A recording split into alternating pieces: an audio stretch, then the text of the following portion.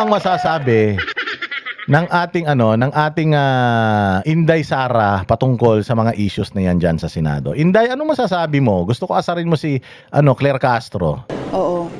Yung kaguluhan sa Senado ay nagsasalamin ng leadership ng administrasyon. Yung kaguluhan at kawalang direksyon ng ating bansa ay nagsasalamin ng kung ano yung klase ng leadership meron ang nakaupo sa palasyo at ng ating administrasyon. Kasi nga siya ang driver eh. Siya ang driver. Siya ang may hawak ng manibela. Yang Senado, yang Kongreso, yang Supreme Court at yung mga ahensya ng gobyerno, yaan yung mga parts ng sasakyan na dinadrive ng ating presidente. Ngayon yung buong sasakyan na yan, ang tawag diyan Bayang Pilipinas, at yung mga nasa loob niyan, yung mga nakasakay diyan sa sasakyan na yan na dinadrive ng ating pinakamahal na pangulo. Dahil lahat nagmahal kaya mahal eh. Yaan yung mga Pilipino, mga kababayan natin. Tayo yung nakasakay diyan sa sasakyan, at yung sasakyan na yan may mga parts yan, may mga moving parts yan para yung ating bansa ay madala kung saang lugar tayo dadalhin. Dadalhin ba tayo sa kaginhawaan? Dadalhin tayo sa kabutihan? O dadalhin tayo sa bangin? Ganun yan. So kahit na makikita mo yan, nasa klase ng pagdadrive yan ng isang driver. Kung apak ng gasolina yan, mabilis maubos yung gasolina. Tama? Kung apak ng apak, revolusyon ng revolusyon niya. Kung kaka-start pa lang ng makina, pinuflor na kagad yung pedal ng sasakyan, masisira ang makina niyan. Kung cambio ng cambio yan, mali ang cambio niya, masisira ang transmission niyan. So kapag nasira itong mga institusyon na ito sa kagagawan nung tatanga-tanga na driver natin, sa tingin mo yung sasakyan natin na sinasakyan, makakarating yan sa paroroonan? Putang ina niyan. Nakahinto lang yan dyan. It's either sabog yung nagdadrive o lasing yung nagdadrive, kaya hindi na umuusad. Isang tao lang ang may kasalanan kung bakit lugmok na lugmok ang Bayang Pilipinas ngayon. Yung driver ang sisihin ninyo. Tangin na ilang taon na hindi pa tayo nakakarating dun sa magandang paroroonan natin, dun sa field trip natin, pupunta tayo sa beach eh. Hindi pa tayo nakakarating doon. Sinong may kasalanan nun? Yung nakasakay, yung sasakyan, ang may kasalanan yun yung nagdadrive. Kasi siya yung siya yung nagtitimon eh. Walang hiya na yan. So ngayon, kung itong driver na to hindi siya marunong mag-maintain. Drive lang siya ng drive pero hindi siya marunong mag-maintain. Hindi niya chine-check yung gulong, kung merong hangin, hindi niya chine-check yung langis ng sasakyan. 'Di ba? Yung sabi nga nila yung blow, pagka ikaw ay aalis, blow, brakes, lights, ano ba yung O? Basta tapos yung W, yung water, hindi ba? Ganun yun. Check mo lahat yun. Yung ilaw, radiator, i-check mo lahat yun bago kayo umalis. Pero kung siya gamit lang siya ng gamit, di naman siya marunong mag-maintain, di man siya nag-change oil, di man niya chine-check kung flat na pala yung gulong niya, di niya chine-check kung may langis pa ba yung sasakyan niya. Anong mangyayari doon sa sasakyan? Masisira. Ganun ang nangyayari ngayon. Si Bongbong Marcos, drive lang ng drive. Presidente lang siya. Pero chine-check niya ba yung mga ahensya ng gobyerno niya kung gumagana? Hindi. Chine-check niya ba itong mga katulad nito, may pag-aaway dyan sa Senado. Nag-aaway yung dalawang paksyon ng Senado. Meron ba siyang ginawa para pagbatiin niyang mga yan? Hindi. Dinadagdagan niya pa. Sinasabi niya na itong grupo na to ang merong talagang kapangyarihan, itong kabilang grupo wala. So dinivide mo.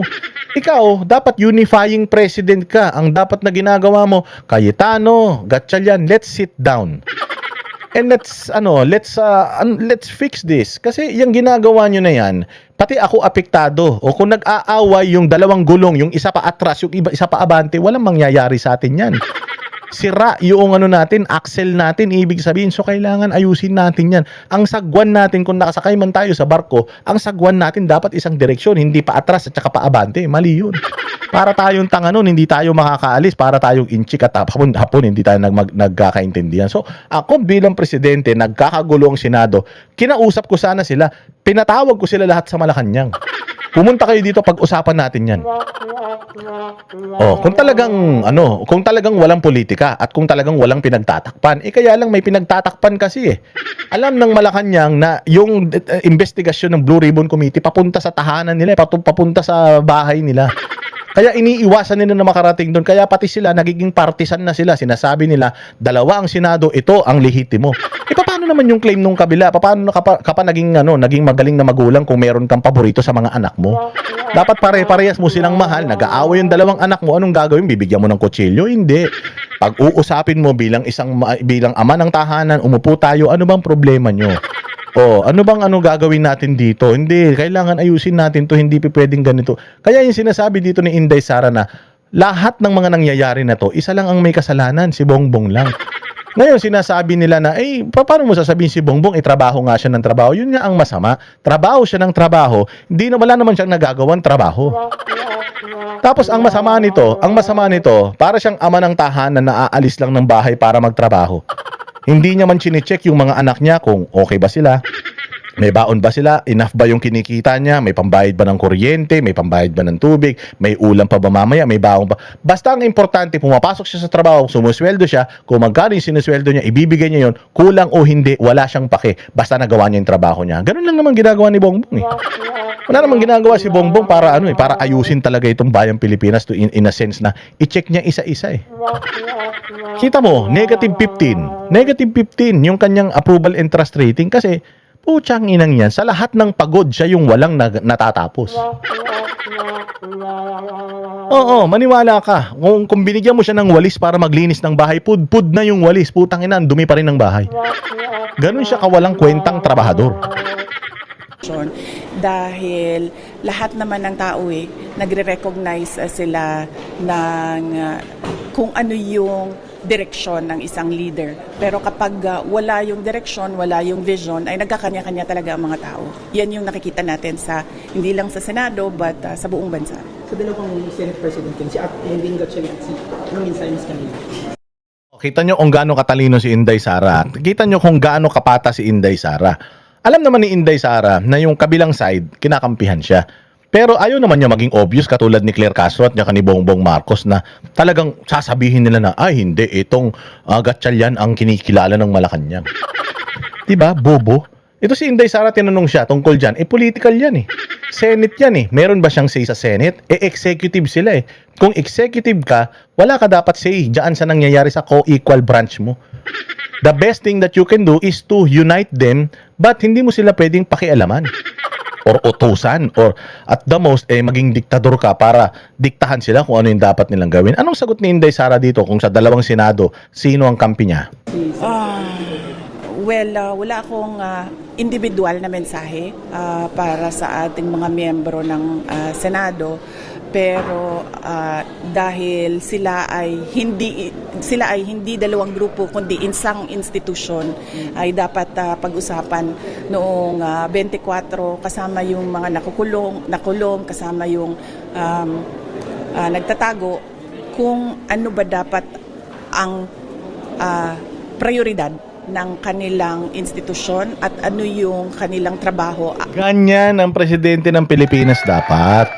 Nung tinanong sana si Claire Castro, anong posisyon ng Malacanang at sino ang kinikilala ng Malacanang, medyo sana naman kahit papaano, nagpa-hard to get man lang sana sila. At sinabi nila na, actually, isang bahay man lang yan. Isa man lang ang Senado, hindi naman ever nahati ang Senado. Hati yan sa majority and minority. Pero isang buong tahanan man lang sila. Kaya dapat pinag-uusapan nila yan. Wala kaming kakampihan kung sino ang tama sa kanila.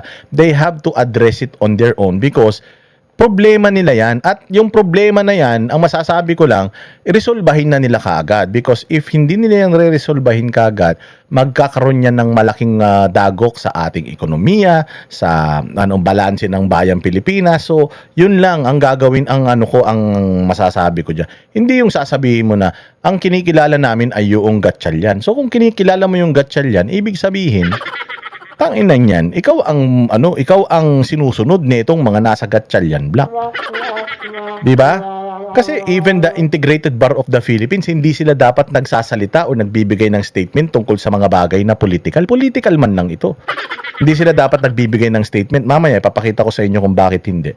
Nakalagay mismo sa rules ng Integrated Bar of the Philippines na hindi sila pwedeng magbigay ng mga personal na opinyon patungkol sa mga politika sa bayang Pilipinas. Pero bakit nagbigay ng opinyon ng IBP? Di natin alam kung bayad din sila.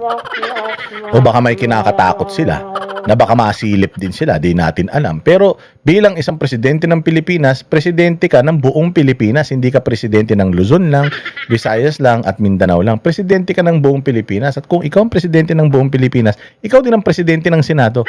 Ikaw ang presidente ng Kongreso. So kung may gulo dyan sa Kongreso, hindi ka dapat kumukuha ng kakampi. Bagkus, ikaw yung unifying factor. Ikaw dapat yung nag-aayos sa magulong nila. Kung hindi sila nagkakaintindihan, bilang presidente, you go them, you talk to them, and you ask them to unite. Yung kabila ganun din. Kausapin mo sana si Gatchalian tsaka si Cayetano para i-unite mo silang dalawa. Yun yung sinasabi ni Inday Sara. Kaya pag naging presidente to si Inday Sara at nagkaroon ng ganitong gulo, which I doubt na magkakaroon ng ganitong gulo. Hindi yan magkakaroon ng ganitong gulo pagka si Inday Sara na, kasi maayos yung direksyon natin sigurado. Nagkakaroon lang naman ng ganyang gulo kapag ganyan yung driver ng bansa natin. Parang hindi mo alam kung saan papunta Naaayon sa ating saligang batas. Baby, para sa iyo, legal ba yung naging quorum ng Gatchalian Bill?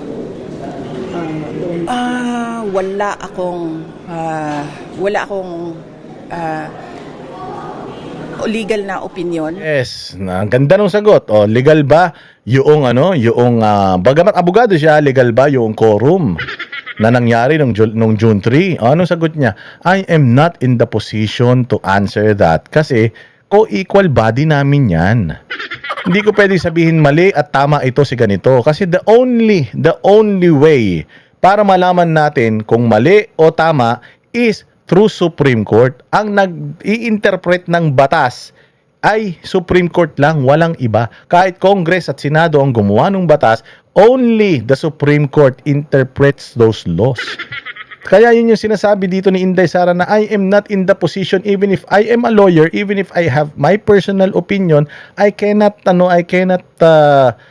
say it kasi nga wala ako sa posisyon. I can just keep it to myself or kwento ko na lang sa mga kaibigan ko. Pero kung maririnig ng taong bayan ito, ayaw ko magbigay ng opinion kasi baka yung opinion ko magdulot pa yan ng confusion. Ang daming nakikinig sa akin, ang daming naniniwala sa akin. 32 million yung bumoto sa akin. So pag nagsalita ako dito, maniniwala lahat yan and ayaw ko nang makadagdag pa yun.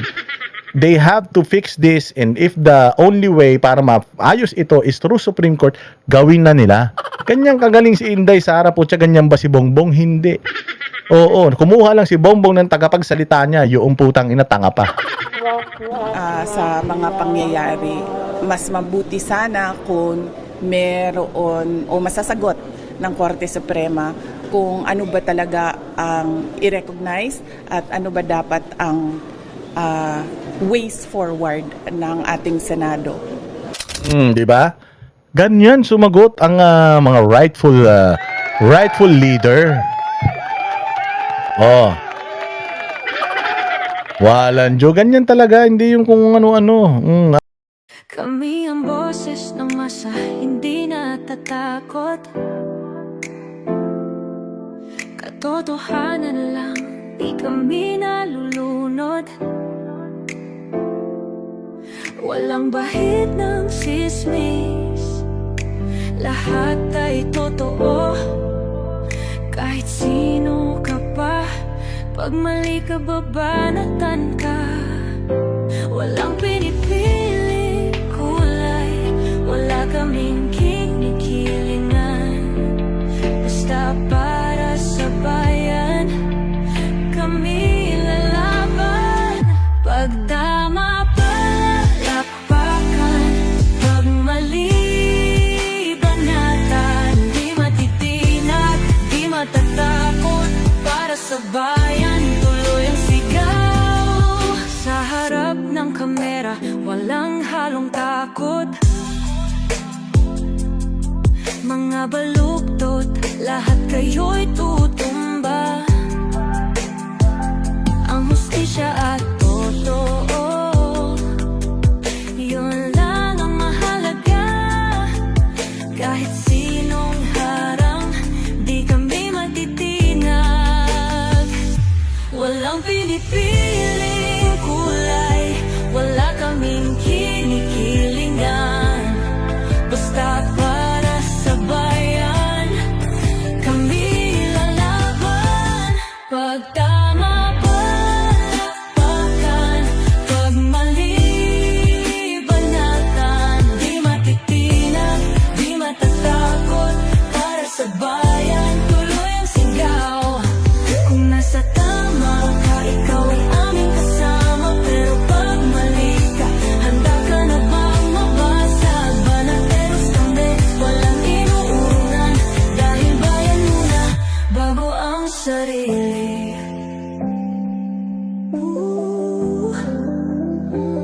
Bago ang sarili.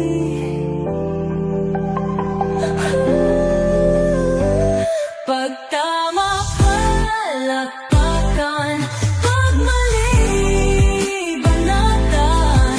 Banateros ang sigaw, katotohanan ang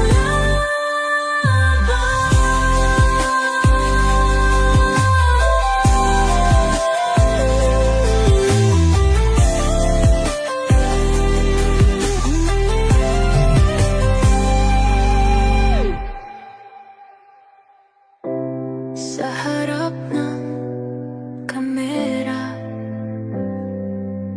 walang halong